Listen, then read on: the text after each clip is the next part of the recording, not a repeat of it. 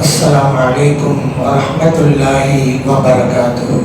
الحمد لله رب العالمين والصلاة والسلام على سيدنا محمد وعلى آله وصحبه أجمعين وما توفيقي إلا بالله لا حول ولا قوة إلا بالله العلي العظيم. سبحانك لا علم لنا إلا ما علمتنا إنك أنت العليم الحكيم. கண்ணியத்திற்குரிய பெரியோர்களே, அன்பார்ந்த சகோதரர்களே, நம்மை எல்லாம் மகிழ்விக்கின்ற, உலகத்திலே இருக்கக்கூடிய முஸ்லிம்கள் எல்லாம் சந்தோஷப்படுகின்ற புனிதமான ரபீஉல் அவ்வல் மாதம் நம்மை நெருங்கிவிட்டது. ரபீஉல் அவ்வல் என்று சொன்னாலே உலகத்திலே வாழ்கிற முஸ்லிம் பெருமக்கள் எல்லாம் குதூகலம் அடைகிறார்கள். காரணம், இந்த ரபீஉல் அவ்வல் மாதத்தால் தான் எங்களுக்கு இஸ்லாமே கிடைத்தது. இந்த மாதத்தால் தான் எங்களுக்கு குர்ஆனே கிடைத்தது. இந்த மாதத்தில் தான் எங்களை படைத்த இறைவன் என்று நாங்கள் புரிந்து கொண்டோம்.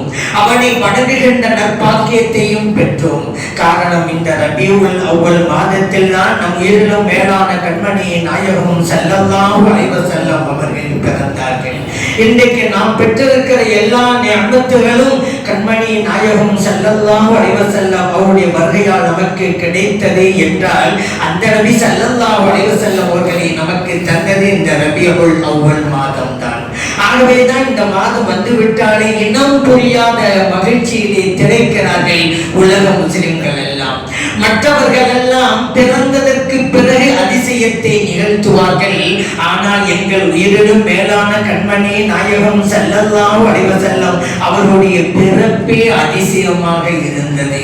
மற்றவர்கள் எல்லாம் பிறந்ததற்கு பிறகு பேசப்படுவார்கள். ஆனால் எங்கள் உயிரிலும் மேலான கண்மணி நாயகம் ஸல்லல்லாஹு அலைஹி வஸல்லம் அவர்கள் இந்த உலகத்திலே பிறப்பதற்கு முன்னாலேயே பேசப்பட்டவர்கள்.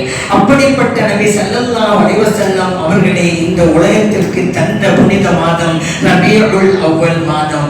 ஆகவேதான் உலக முஸ்லிம்கள் மகிழ்ச்சியோடு இருக்கிறார்கள். எல்லா இடங்களிலும் மீலாது பெருவிழாக்களை நடத்துவார்கள், மௌலிது மஜ்லிஸ்களையும் நடத்துவார்கள்.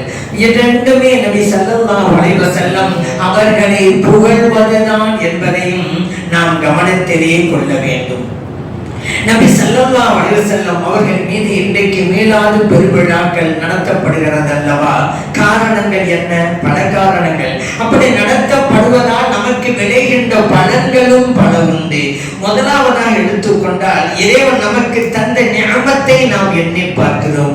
இறைவன் குர்ஆனிலே சொன்னான், வதுகுரு நிஅமத்தல்லாஹி அலைக்கும், அல்லாஹ் உங்களுக்கு தந்திருக்கிற நிஅமத்தை எண்ணி பாருங்கள். இன்னொரு இடத்திலே சொன்னான், வஅம்மா பிநிஅமத்தி ரப்பிக ஃபஹத்திஸ், இறைவன் உங்களுக்கு தந்திருக்கிற நிஅமத்தை மற்றவர்களுக்கு எடுத்து கூறுங்கள். இறைவன் தந்த அந்த நிஅமத்தை நபி ஸல்லல்லாஹு அலைஹி வஸல்லம் அவர்கள் என்கின்ற அந்த நிஅமத்தை எண்ணி பார்ப்பதற்கு தான் மீலாது பெருவிழா. அந்த நிஅமத்தை மற்றவர்களுக்கு எடுத்து கூறுவதற்காகத்தான் மீலாது பெருவிழா. இந்த உலகத்தில் எத்தனையோ நிஅமத்துகளை நாம் பெற்றிருக்கிறோம். எல்லா நிஅமத்துகளையுமே இந்த வசனம் உள்ளடக்கும். உங்களுக்கு நான் தந்திருக்கிற நிஅமத்துகள் அனைத்தையும் எண்ணி பாருங்கள் என்பதுதான் இந்த வசனத்துடைய பொருள். குழந்தை செல்வங்கள் எருடைய நிஅமத்து தான், பொருள் செல்வங்கள் எருடைய நிஅமத்து தான், பட்டங்கள் பதவிகள் எருடைய நிஅமத்து தான், நாம் பெற்றிருக்கிற உடல் சுகங்கள் உடல் நலன்கள் எல்லாம் எருடைய நிஅமத்துகள் தான். அதை எண்ணி பார்க்க வேண்டும். ஆனால் இந்த நிஅமத்துகளில் எல்லாம் பிரதானமாக இருப்பது நபி ஸல்லல்லாஹு அலைஹி வஸல்லம் அவர்கள் என்கின்ற நிஅமத்து தான். காரணம், மற்ற நிஅமத்துகள் இல்லாவிட்டால் நம்முடைய மறுமை வெற்றிக்கு அது தடையாக இருக்காது. ஒருவரிடம் பொருள் செல்வம் இல்லைன்னு வச்சுக்கிறங்க, அதனால மறுமையில வெற்றி பெற முடியாது நம்ம சொல்ல முடியுமா? முடியாது. ஒரு ஆளுக்கு குழந்தை இல்லைன்னு வச்சுக்கிறங்க, அந்த நிஅமத்து இல்லைன்னு வச்சுக்கிறங்க, அதனால இவர் மறுமையில வெற்றி பெற முடியாது என்று சொல்ல முடியுமா? முடியாது. ஒரு ஆளுக்கு பதவிகள் பட்டங்கள் எல்லாம் இந்த உலகத்துல கிடைக்கல என்று வச்சுக்கிறங்க, அதனால மறுமையில வெற்றி பெற முடியாது என்று கூற முடியுமா? முடியாது, முடியாது, முடியாது. ஆனால் நபி ஸல்லல்லாஹு அலைஹி வஸல்லம் அவர்கள் என்கின்ற நிஅமத்து மட்டும் இல்லாது போனால் எண்ணி பார்க்கவே பயமாக இருக்கிறது. மறுமையிலே நம்மால் எப்படி வெற்றி பெற முடியும்? இஸ்லாம் கிடைத்தது அவர்கள் தானே, அவர்கள் மூலமாகத்தானே நம்மை படைத்த இறைவன் யார் என்றே நாம் அறிந்து கொண்டோம். இன்றைக்கு முஸ்லிம்களுடைய பெயர்களை சுட்டிக் கொண்டு கண்ணியமாய் இந்த உலகத்திலே வாழ்ந்து கொண்டிருக்கிறோம் என்றால் காரணம் என்ன? இறைவனை வணங்குவதற்காக கோடான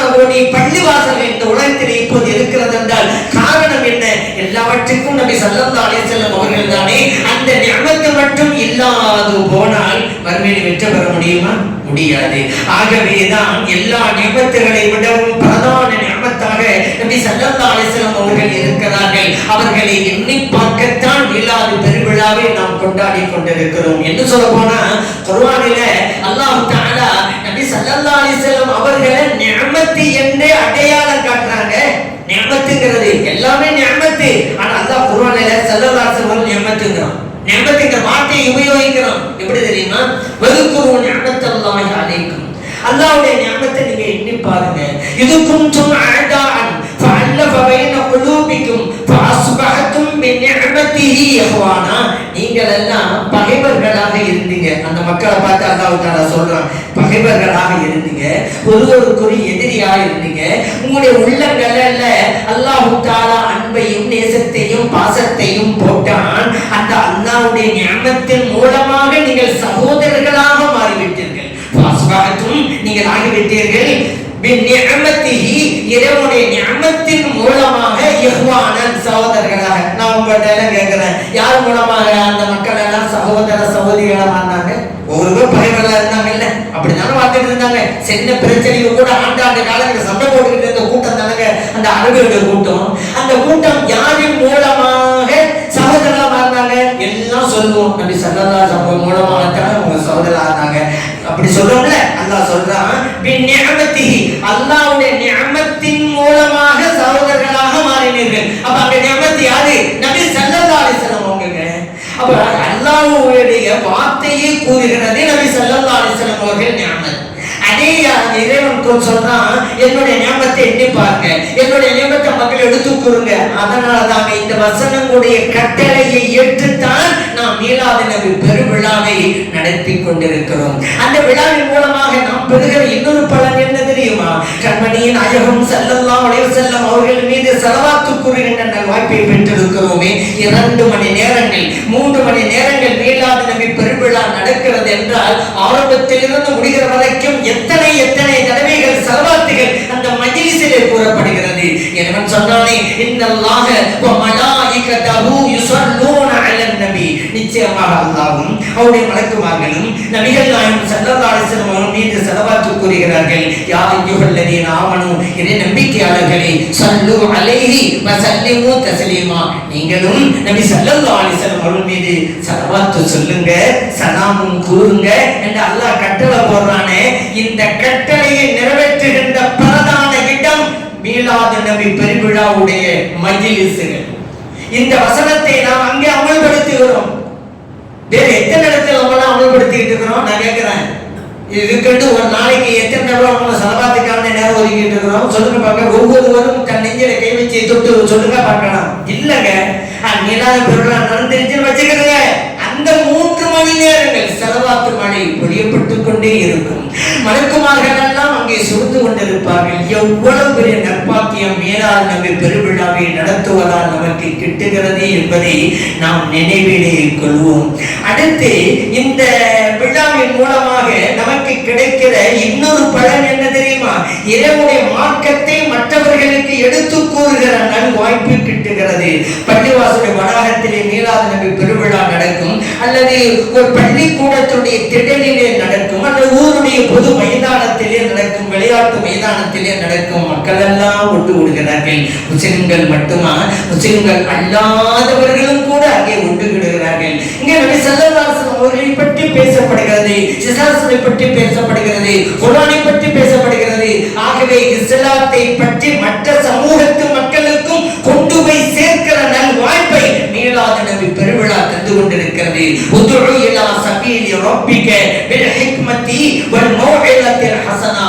உங்கள் ரப்புடைய பாதையின் பக்கம் மக்களை அழையுங்கள், தத்துவத்தை கொண்டும் ஞானத்தை கொண்டும் அழகான நல்லுரையை கொண்டும் அழையுங்கள் என்று சொன்னானே இறைவன் குர்ஆனிலே. அந்த வசனத்தை அமல் செய்கிற நல் வாய்ப்பு மீலாது நபி பெருவிழாவின் மூலமாக நமக்கு கிட்டுகிறது.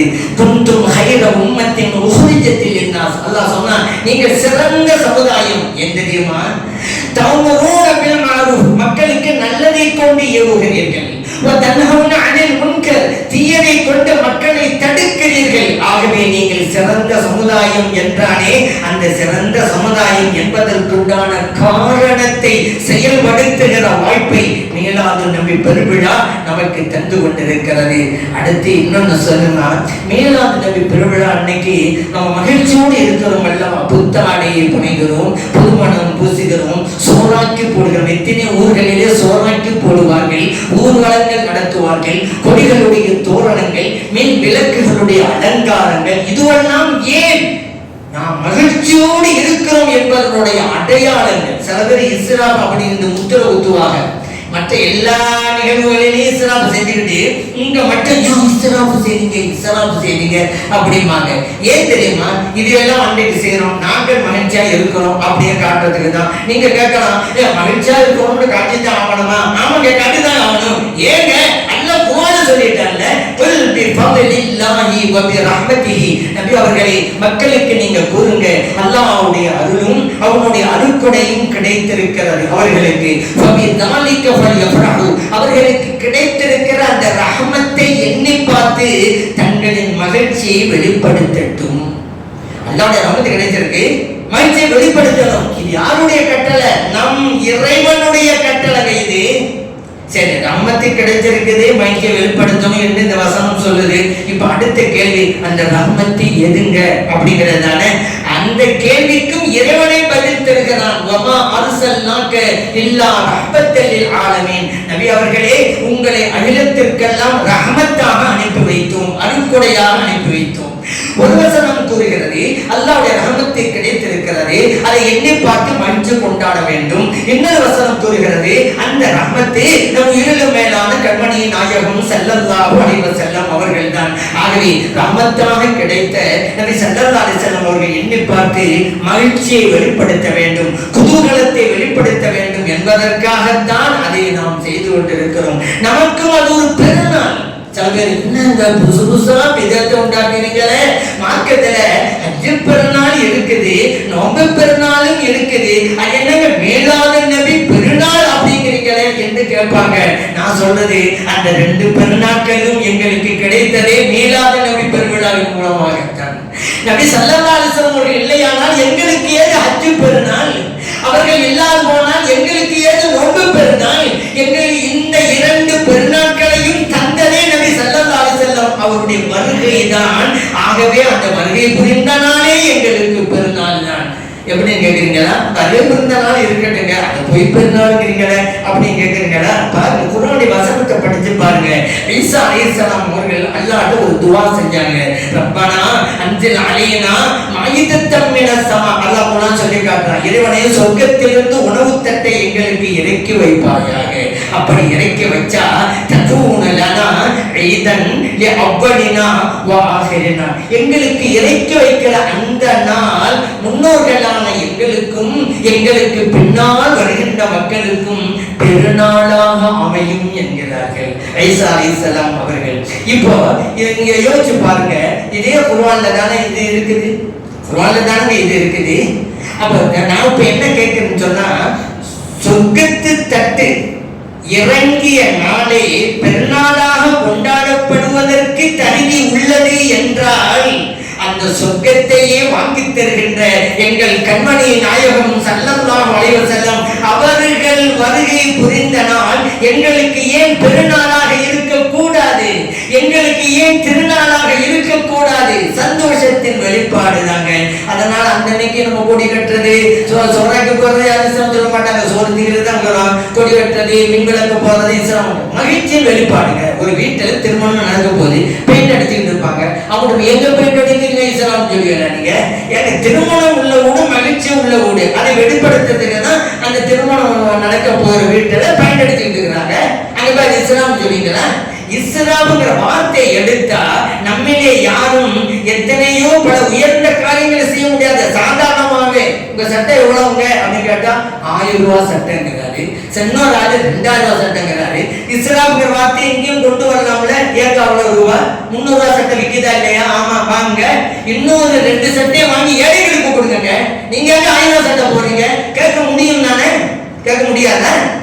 சரி, செப்பல் போடுறாங்கல்ல, 500 ரூபாய் செப்பல், ஏன் 100 ரூபாய்க்கு செப்பல் இருக்குதுல்ல, ஏன் 500 ரூபாய் செப்பல் போடுறீங்க? இதுவெல்லாம் ஒரு இஸ்லாமா தெரியாது. சரி ஒண்ணும் வேணாம், ஒவ்வொரு வாரமும் ஞாயிற்றுக்கிழமை கறி எடுத்து சாப்பிடுறாங்கல்ல. ஒரு ஆள் போனாரு, என்ன கறி? நீங்க ஆட்டுக்கறி எடுக்கணும், 1 கிலோ 1000 ரூபாய். இப்ப இதே இஸ்லாம்னு சொல்லலாமே. என் அண்ணனுக்கு எத்தனை ஏழைகள் கஷ்டப்பட்டு இருக்கிறாங்கல்ல, நீங்க காய்கறி வாங்கி சாப்பிடக்கூடாதா? அது 300 ரூபாய் 400 ரூபாய் 500 ரூபாய் முடிஞ்சிருமே. ஏன் 1000 ரூபாய்க்கு கறி வாங்கி சாப்பிடுறீங்க? இஸ்லாம் அப்படி சொல்றது வாய்ப்பு இருக்குதுல்ல.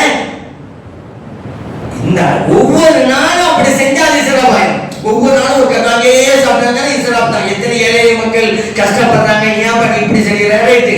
எந்த ஒரு நாள் ஞாயிற்றுக்கிழமைங்கிறது ஒரு மகிழ்ச்சி. ஆண்கள் இந்த பிள்ளைகள்லாம் லீவா இருக்கிறாங்க, சந்தோஷமா இருக்கிறோம், நல்ல கடையா வாங்கி சாப்பிடுவோம் அப்படிங்கிறவங்க செய்து இருந்தாங்க. அது இஸ்லாம்ங்கிற வார்த்தையை எடுத்தமாக்கா எந்த காரியத்தையும் செய்ய முடியாது. அதனால எல்லா நாட்களையும் கொடி கட்டுறவங்க இஸ்லாம் தான், எல்லா நாட்களும் விளக்கு போட்டவங்க இஸ்லாம் தான். நம்ம என்றாவது ஒரு நாள் சந்தோஷமா இருக்குங்கிறத அடையாளத்துக்காக ஒண்ணுமே செய்யல, சும்மா எப்ப போலவே இருக்கிறோம், சந்தோஷமா இருக்கிறோம். என்ன சந்தோஷமா இருக்கு? எப்ப போல தானே இருக்கீங்க நீங்க, என்ன சந்தோஷம்? சந்தோஷம் ஒண்ணு வேணாம், பெருநாட்டு வச்சுக்கோங்க, எல்லாம் புது ட்ரெஸ் எடுக்கிறீங்கல்ல, உங்களுக்கு வேற ட்ரெஸ்ஸே இல்லையா? நீங்க எல்லாம் போடுறது 10 ட்ரெஸ் இருக்குது இல்ல, எப்ப நாளைக்கு எடுக்கிறீங்க? இது சந்தோஷமான நாள், ஆகவேதான் புது ட்ரெஸ் எடுக்கும் சொல்ல தெரியுதுல. இஸ்லாம்னு பார்த்தாக்கா பெருநாளைக்கு புது ட்ரெஸ் எடுக்க கூடாது. உங்க வீட்டுல திருமணம் நடந்தாங்க எல்லாருக்கும் புது ட்ரெஸ், அது ஒரு ட்ரெஸ்ஸா? சில பேருக்கு 2 ட்ரெஸ் 3 ட்ரெஸ். இப்ப அந்த திருமணம் நடக்கிற வீட்டுல ஏன் அப்படி செய்றீங்க? இஸ்லாம் தானே. அதனால சந்தோஷத்தை வெளிப்படுத்துவதற்கு ஒரு நாள் செய்வது இஸ்லாம் ஆகாது. அதை நீங்க புரிஞ்சுக்கொள்ளுங்க. நம்ம ஒரு நாள் தான் அதை செய்யறோம், சந்தோஷமா இருக்க காட்டுவதற்காக. சந்தோஷமா இருக்கணும்னு அல்லாஹ் குர்ஆன்ல சொல்லிட்டான். அதற்காகத்தான் இது இந்த நிகழ்வுகள்லாம் அந்த அன்னைக்கு நடக்குது. சந்தோஷம் பித்அத்து மீலாது விழா. ஏங்க நபி ஸல்லல்லாஹு அலைஹி வஸல்லம் காலத்திலே இருந்ததா அப்படின்னு கேட்பாங்க. நபி ஸல்லல்லாஹு அலைஹி வஸல்லம் காலத்திலே இருந்ததா? இப்படி எல்லாம் விழா நினைச்சு கொடி கட்டினாங்களா, ஸ்டேஜ் போட்டாங்களா, மைக் வச்சாங்களா, சேர் போட்டாங்களா அப்படின்னு கேட்பாங்க. இது நீங்களும் செய்வீங்கல்ல, நான் கேட்கிறேன். வரதட்சணை ஒழிப்பு கூட்டம் போவீங்கல்ல, உங்களுக்கு அதே ஸ்டேஜ், அதே மைக்கு, அதே சேர் தான் செய்வீங்க. எப்படி நபி ஸல்லல்லாஹு அலைஹி வஸல்லம் காலத்துல வரதட்சணை ஒழிப்பு கூட்டம் நடந்துச்ச? சமூக விழிப்புணர்வு கூட்டம் நடத்திருக்கல, அதே மேலே அதே மைக்கு சேர் செய்வீங்கல்ல. நபி ஸல்லல்லாஹு அலைஹி வஸல்லம் காலத்துல இப்படி எல்லாம் சமூக விழிப்புணர்வு கூட்டம் நடந்துச்சா? இல்ல இல்ல. அப்ப அந்த விதத்தை நீங்க செஞ்சுக்கிட்டு மீலாது விழா நடத்துற மட்டும் விதத்துக்கிறீங்க. நபி ஸல்லல்லாஹு அலைஹி வஸல்லம் அவர்களை புகழ்வதுதான் மீலாத். அப்படி நடந்திருக்கிறது. நபி ஸல்லல்லாஹு அலைஹி வஸல்லம் காலத்திலேயே நடந்திருக்கிறது. எப்படி தெரியுமா? நபி ஸல்லல்லாஹு அலைஹி வஸல்லம் வர்றாங்க மஸ்ஜித் நபவிக்கு, சஹாபா பெருமக்கள் எல்லாம் பேசிக்கிட்டு இருக்கிறாங்க. அந்த பேச்சு முந்திய நபிமார்களை புகழ்கின்ற பேச்சு. அந்த சஹாபிகள் ஒருவர் சொன்னாங்க, ஆதம் அலைஹிஸ்ஸலாம் அவர்கள் சஃபியுல்லாஹ், அல்லாஹ்வால் தேர்ந்தெடுக்கப்பட்டவர்களாக இருக்கிறாங்க. இன்னொரு தோழர் சொன்னாங்க, இப்ராஹிம் ஹலீலுல்லாஹ், இப்ராஹிம் அலைஹிஸ்ஸலாம் அவர்கள் அல்லாஹ்வுடைய ஹலீல் நண்பராக இருக்கிறாங்க. இன்னொரு தோழர் சொன்னாங்க, மூசா அலைஹிஸ்ஸலாம் நஜியுல்லாஹ், மூசா அலைஹிஸ்ஸலாம் அவர்கள் அல்லாஹ்வோடு பேசியவர்களாக, அல்லாஹ்வால் பாதுகாக்கப்பட்டவர்களாக இருக்கிறாங்க. இன்னொரு தோழர் சொன்னாங்க, ஈசா ரூஹுல்லாஹ், ஈசா அலைஹிஸ்ஸலாம் அவர்கள் அல்லாஹ்வுடைய ரூஹாக இருக்கிறாங்க. இப்படி பேசிட்டு இருக்காங்களா? ஸல்லல்லாஹு அலைஹி வஸல்லம் கேட்கிறாங்க. உடனே வர்றாங்க. அருமை தோழர்களுக்கு மத்தியில வந்தவொன்னா சொன்னாங்க, தோழர்களே, நீங்கள் பேசுகின்ற பேச்சுக்களை நான் கேட்டேன், நீங்கள் சொன்னதெல்லாம் உண்மைதான். ஆதம் அலைஹிஸ்ஸலாம் அவர்கள் சஃபியுல்லாஹ் தான், இப்ராஹிம் அலைஹிஸ்ஸலாம் அவர்கள் ஹலீலுல்லாஹ் தான், மூசா அலைஹிஸ்ஸலாம் அவர்கள் நஜியுல்லாஹ் தான், ஈசா அலைஹிஸ்ஸலாம் அவர்கள் ரூஹுல்லாஹ் தான். ஒன்றை விளங்கிக் கொள்ளுங்கள், அன ஹபீபுல்லாஹ், நான் ஹபீபுல்லாஹ்வாக இருக்கிறேன், அல்லாஹ்வுடைய நேசராக இருக்கிறேன் என்றார். அது மட்டும் இல்ல, அடுத்து சொல்றாங்க, ஆனா அவ்வளவு ஷாஃபிஈன், மறுமையிலே முதலாக பரிந்துரை செய்யக்கூடியவன் நானாக இருப்பேன். அவ்வளவு ஷாஃபிஈன், மறுமையிலே பரிந்துரை ஏற்றுக்கொள்ளப்படுபவர்களிலும் முதலாவது நபராக நான் இருப்பேன். சொர்க்கத்து கதவை முதலாக தட்டுபவனாகவும் நான் தான் இருப்பேன். இதை பெருமைக்காக சொல்லவில்லை என்கிறார்கள் நபிகள் நாயகம் ஸல்லல்லாஹு அலைஹி வஸல்லம் அவர்கள் திருமேனியிலே பதிவு செய்யப்பட்ட ஹதீஸ். இதெல்லாம் எங்க நடக்குது? மஸ்ஜித் நபி பள்ளிவாசல் நடக்குதுங்க. பள்ளிவாசல்ல தான் நபிமார்களை புகழ்ந்து பேசிட்டு இருக்கிறாங்க அருமை தோழர்கள். அந்த புகழிலே என்னையும் சேர்த்துக் கொள்ளுங்கள், ஆனா ஹபீபுல்லாஹ் என்கிறார்கள் நபி ஸல்லல்லாஹு அலைஹி வஸல்லம் அவர்கள். ஸல்லல்லாஹு அலைஹி வஸல்லம் நடந்துச்சா இல்லையா? பள்ளிவாசல்ல நீங்க சொல்றது என்ன? பள்ளிவாசலுக்குள்ள மீளாது நபி. பள்ளிவாசல்ங்கிறது தொழிலுக்கான ஒரு இடம் தானே. யாருக்கு சொல்லி கொடுக்குறாங்க புத்தி? நபி ஸல்லல்லாஹு அலைஹி வஸல்லம். நபி ஸல்லல்லாஹு அலைஹி வஸல்லம் வந்தாங்கல்ல, வந்தவன அந்த அந்த தோழரை பார்த்து, பள்ளிவாசலுக்குள்ளே உட்கார்ந்து கொண்டான நபிமார்களை புகழ்ந்து கொண்டிருக்கிறீர்கள் அப்படியே கேட்டாங்க. அந்த புகழிலே என்னையும் சேர்த்துக் கொள்ளுங்கள், எனக்கும் இறைவன் இத்தகைய சிறப்புகளை தந்திருக்கிறான் என்பதையும் வெளிப்படுத்துங்கள் என்றார்கள் நபி ஸல்லல்லாஹு அலைஹி வஸல்லம் அவர்கள். ஆகவே மீலாதுன் நபி என்பது பித்அத் அல்ல, அது நபி வழி. இன்னும் சில பேர் சொல்லுவாங்க, இந்த மீலாதுங்கிறது முதலாக நடத்தினது யார் தெரியுமா? அல் மலிக்குல் முலஃபர் அபு சயீத் குப்துரி என்கின்ற மன்னர் தான் அப்படின்னு சொல்லுவாங்க. இவர் ஹிஜ்ரி 7ஆம் நூற்றாண்டிலே வாழ்ந்தவர். அவர் தான் முதலாக, சில கிதாபுகள்ல எழுதுறாங்க முதலாக இவர் செய்தார் அப்படின்னு. எதை? மீலாதையே முதலாக செய்தார் இல்லை, அறகுறையா படிச்சு வச்சு நம்ம சொன்னது இது பின்னால வந்ததுதான். அல் மலிக்குல் முலஃபர் அபு செய்துதானே இதை நடத்தினாரு. ஏங்க அங்க எப்படி இருக்குது? முதலாக என்பது அந்த மீலாதை நடத்துவதல்ல, அரசாங்க சார்பிலே மீலாதை நடத்துவது. அப்படி முதலாக செய்தவர் இவர் தான். நல்ல அரசாங்க மலிக்குல் முலஃபர் அபு சயீத் சொல்லி கூகுள்ல போய் பாருங்க. அவரை பத்தி ரொம்ப விமர்சையாக அழகான அற்புதமான மன்னராக இருந்தார். மதரசாக்கள், பள்ளி வாசல்கள், மருத்துவமனைகள் எல்லாம் அவர் உண்டாக்கினார். அவர் அழகான அற்புதமான மன்னர். அவர் தான் இதை விருந்தோம்பலை 1000 ஆண்டுகளை அறுத்து, கோழிகளை அறுத்து குடிமக்களுக்கு விருந்தாக கொடுத்து சந்தோஷத்தை வெளிப்படுத்தினார். இப்படி செய்தது முதலாக இவர் தான். ஆனா நபி ஸல்லல்லாஹு அலைஹி வஸல்லம் அவர்களை புகழ்ந்து மீலாதுன்னு கொண்டாடுறோமே, அது இப்ப இல்ல, அது ஸல்லல்லாஹு காலத்திலிருந்து இருந்துகிட்டு இருக்கு. உதாரணத்துக்கு சொல்லவா, இது இப்ப இல்ல, முன்னாள் உலகாண்டு அல் இமாம் வாக்கிதி ரஹ்மத்துல்லாஹி அலைஹி 2ஆம் நூற்றாண்டு 3ஆம் நூற்றாண்டு இரண்டிலும் வாழ்ந்தவர்கள். அதே போல இப்னு ஆயித் ரஹ்மத்துல்லாஹி அலைஹி அவர்கள் 3ஆம் நூற்றாண்டிலே வாழ்ந்தவர்கள். அபூ பக்கர் இப்னு அபி ஆசிம் ரஹ்மத்துல்லாஹி அலைஹி 3ஆம் நூற்றாண்டிலே வாழ்ந்தவர்கள். ஏன் சொல்றேன் தெரியுமா? ஸல்லல்லாஹு அலைஹி வஸல்லம் அவருடைய மீலாது நபி பெருவிழாவை கொண்டாடுவது கூடும் என்று தங்கள் கிதாபுகளிலே எழுதியிருக்கிறார்கள் அவர்கள். ஏன் மீலாது நபின்னு ஒண்ணு இருக்க போய்தானங்க அதை செய்யலாம்னு எழுதி வச்சாங்க 3ஆம் நூற்றாண்டிலே. இவர் அல் மலிக்குல் முலஃபர் 7ஆம் நூற்றாண்டில் மறைந்தவர் அல்லவா? இவர் தான் ஃபர்ஸ்ட் சொன்னா 3ஆம் நூற்றாண்டிலே வாழ்ந்த இமாம்கள் ஏன் இதை எழுதி வைக்கணும்? அப்போதே நடந்திருக்குன்னு தெரியுது, அதனால தான் எழுதி வச்சிருக்கிறாங்க. உண்மையிலே முதலாக இந்த மீலாதை செய்தது யார் தெரியுமா? மீலாது என்னங்க? நபி ஸல்லல்லாஹு அலைஹி வஸல்லம் அவருடைய பிறப்பை கூறுவது. அதானே ஃபர்ஸ்ட் செஞ்சது யார் தெரியுமா? நம்மை படைத்த இறைவன். அவன் தாங்க முதலாக செஞ்சான். நம்ம எல்லாம் இந்த உலகத்துல படைப்பதற்கு முன்னாலே செஞ்சிட்டாங்க. இதை நான் சொல்லல, குர்ஆன் சொல்லி காட்டுகிறது. வைத அஹதல்லாஹு மீசாகன் நபியின், அல்லாஹ் தஆலா நபிமார்களை எல்லாம் கூப்பிட்டு ஒரு ஒப்பந்தம் செஞ்சான். எங்க ஆழமுள்ள அருவாகல இந்த மனித உடனோடு வாழ்ந்துட்டு இருக்கிறோமே, நம்ம இந்த உலகத்தையும் வரல. இறைவன் நம்முடைய ரூஹுகளை, ஆத்மாக்களை படைத்து வைத்திருந்தான். அந்த ஆத்மாக்களின் உலகத்திலே நபிமார்களை எல்லாம் அழைத்தான், ஒப்பந்தம் செய்தான். இது அஹதல்லாஹு மீசாகன் நபியின் லமா ஆதைதுக்கும் மின் கிதாபின் வ ஹிக்மத்தின் சும்ம ஜாஅக்கும் ரசூலுன் முஸத்திகுல் லிமா மஅக்கும். நபிமார்களே, உங்களுக்கு நான் வேதத்தை தருவேன், ஞானத்தையும் தருவேன், உங்களை உண்மைப்படுத்துகிற ஒரு ரசூலும் வருவார்.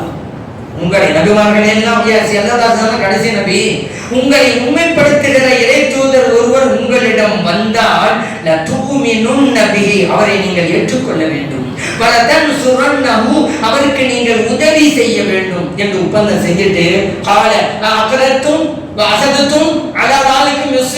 நான் செஞ்ச இந்த ஒப்பந்தத்தை நபிமார்களே ஏற்றுக்கொண்டிட்டீங்களா?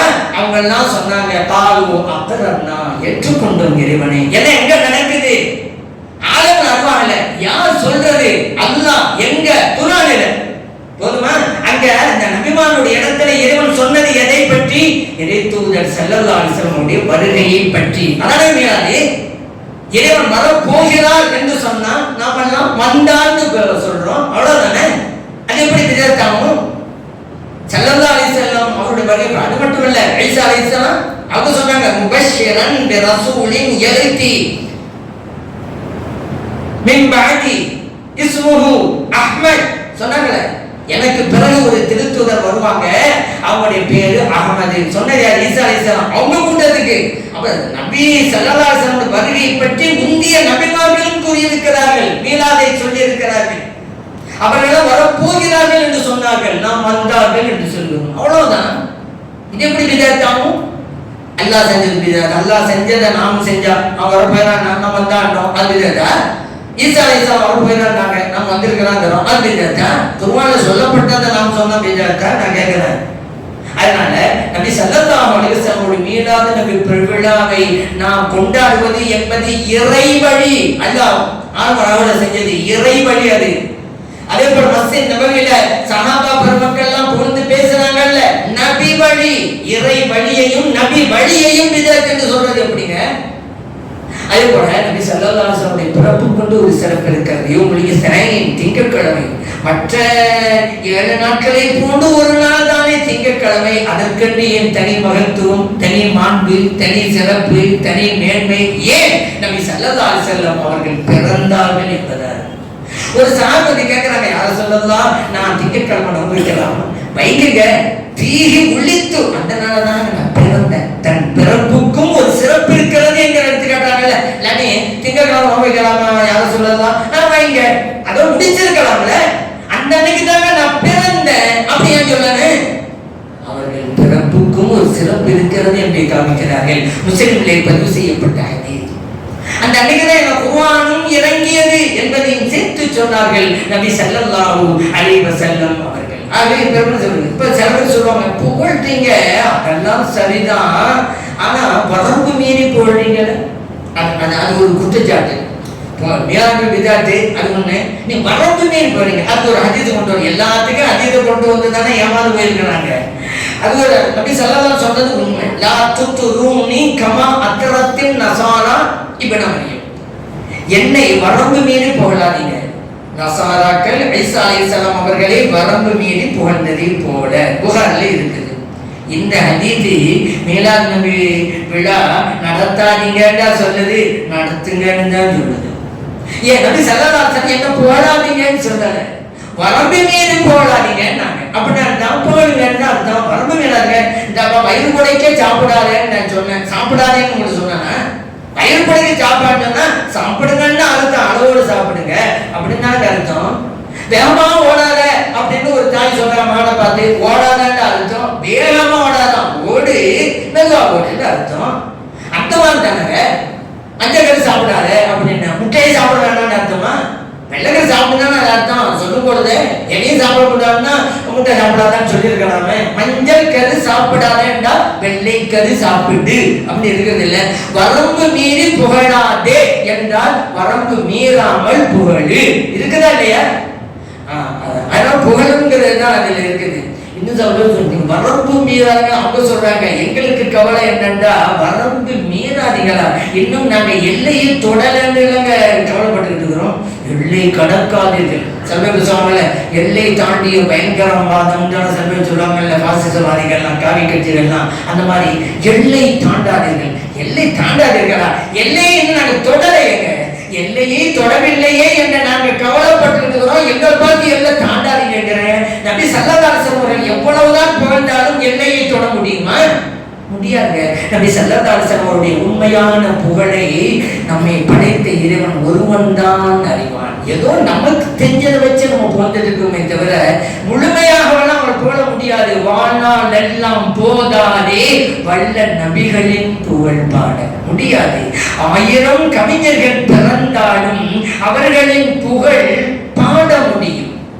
1000 கவிஞர்கள் பிறந்தாலும் அவர்களின் புகழ் பாட முடியும், பாடி முடியாது. அப்படிப்பட்டவர்கள் நபி ஸல்லல்லாஹு அலைஹி வஸல்லம் அவர்கள். அவர்களுடைய எல்லையை தொடாதீங்க, என்ன தொடவே இல்லையா நாங்க அந்த கவலை நேரம். அதான் ஹஸ்ஸான் இப்னு சாபித் ரலியல்லாஹு அன்ஹு அவங்க சொல்றாங்க, நபி ஸல்லல்லாஹு அலைஹி வஸல்லம் அவர்கள் பேரழகு மிக்கவர்களாக இருந்தார்கள். அந்த அழகை பற்றி சொல்லும் பொழுது எந்த பெண்மணியும் இந்த உலகத்திலே நபி ஸல்லல்லாஹு அலைஹி வஸல்லம் அவர்களை போன்று ஈண்டெடுத்ததில்லை என்கிறார்கள். அவ்வளவு அழகு சொன்னா சொல்லிக்கிட்டே போக முடியாதான். உன் நினைவுல வைங்க, நபி ஸல்லல்லாஹு அலைஹி வஸல்லம் அவர்களுக்கு மேலாண்மை பெருவிழா நடத்துறோம், அவங்கள புகழ்றோம் அப்படின்னு சொன்னா நாம புகழ்ந்துதான் அவருடைய புகழ் இனி உயரப் போகிறது, அவருடைய சிறப்பு இனிமேல் அதிகமா போகிறது என்பதல்ல.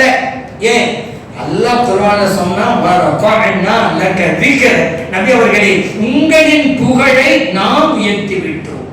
இறைவன் உயர்த்தியதற்கு பிறகு நாம் உயர்த்த போகிறோம் இல்லை. ஆனாலும் அவர்களை புகழ்கிறோம். ஏன் தெரியுமா? நமக்கு புகழ் கிடைக்க வேண்டும் என்பதற்காக. அது நம்ம சுயநலம் தாங்க. நம்மளாம் போதோட சலாசாமலுக்கு அப்படியே எல்லாம் கூட்டிகிட்டே போறாங்க. அல்லாஹ் ஏற்றி வச்சிருக்காங்க. அந்த குர்ஆன் சொல்லுங்க. அதான் சொல்லுவாங்க, அத்தர் இருக்கிறது, அத்தரிலே மனமும் இருக்கிறது. அதை உடையிலே பூசினால் உடை மணக்கும். பூசலண்டா உடைக்கு மனம் இல்லை, ஆனால் அத்தரில் இருக்கிற மனம் அதில் இருந்து கொண்டுதான் இருக்கும். சந்தனம் மணக்கிறது. அந்த சந்தனத்தை உடம்பிலே பூசினால் உடம்பு மணக்கும். பூசவில்லையானால் உடம்புக்கு மனம் இல்லை, ஆனால் சந்தனத்தில் இருக்கிற மனம் அதில் இருந்து கொண்டுதான் இருக்கும். நபி ஸல்லல்லாஹு அலைஹி வஸல்லம் அவர்கள் புகழுக்குரியவர்கள்.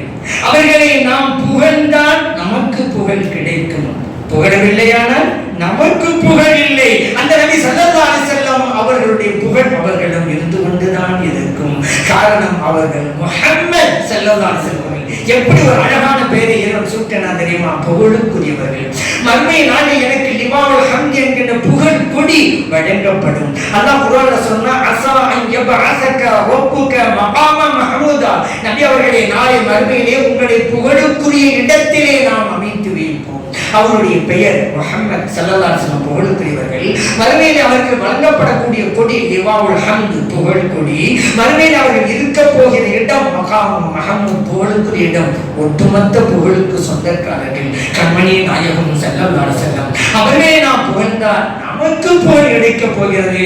ஆகவேதான் நாம் புகழ்கிறோம். அப்படி கியாமத் நாள் வரைக்கும் நாம் இருக்கும் காலமெல்லாம் நாயகத்தை, அந்த ஸல்லல்லாஹு அலைஹி வஸல்லம் அவர்களை புகழ்வோம். அந்த நற்பாக்கியத்தை இறைவன் நமக்கும் நமது பிள்ளைகளுக்கும் நமது குடும்பத்தை அனைவருக்கும் தந்தல்வானாக.